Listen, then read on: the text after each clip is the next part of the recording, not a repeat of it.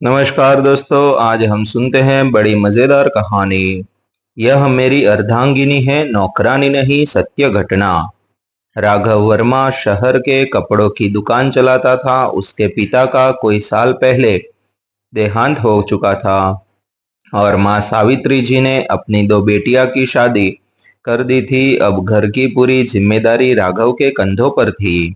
माँ हमेशा यही सोचती थी कि अब बेटे को भी घर बस जाए तो उन्हें चैन मिलेगा। एक दिन जब राघव दुकान से घर आया तो माँ ने पानी का गिलास देते हुए कहा, बेटा, मैंने तुम्हारी बहनों की शादी करके अपना फर्ज पूरा कर लिया है।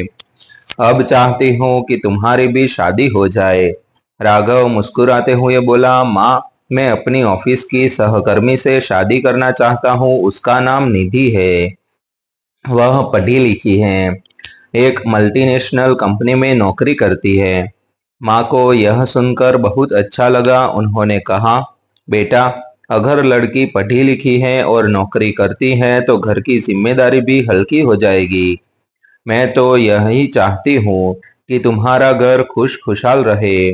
जल्दी ही रिश्ता तय हुआ और राघव व निधि की शादी हो गई। शादी के बाद निधि बहुत प्यार और सम्मान से घर का माहौल संभालने लगी। वह सुबह ऑफिस भी जाती और शाम को घर आकर सासू माँ और पति के साथ घर का हर काम करती।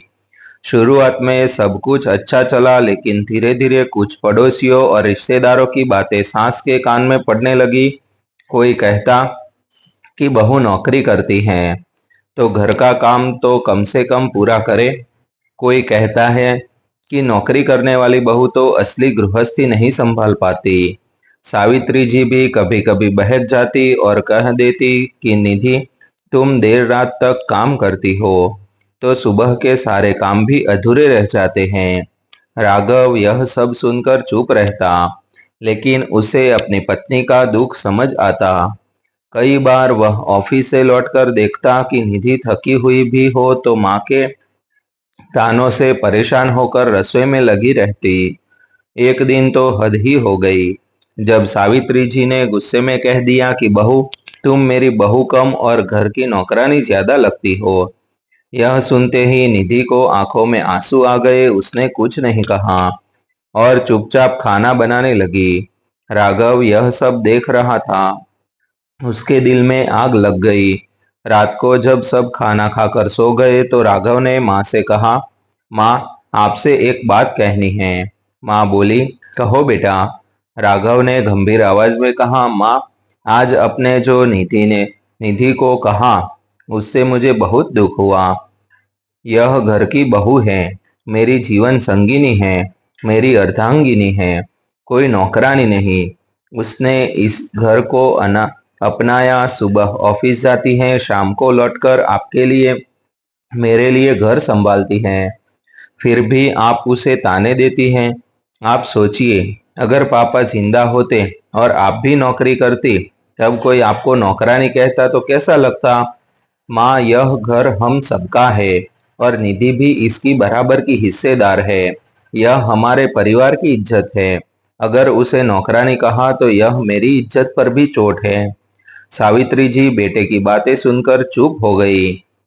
रात भर सोचती रही कि सच में उन्होंने बहू के साथ ठीक नहीं किया। सुबह जब निधि उठी तो सास उसके कमरे में आई और उसके हाथ पकड़कर बोली, बहू, मुझे माफ कर दो। कल मैंने जो कहा वह गुस्से में कहा था।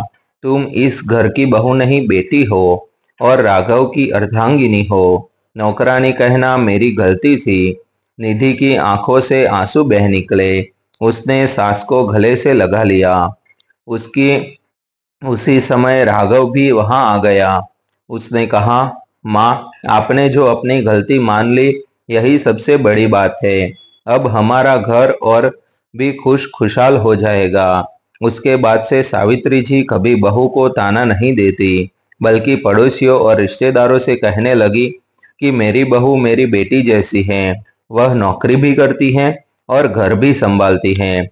भगवान ने मुझे कितना अच्छा परिवार दिया है।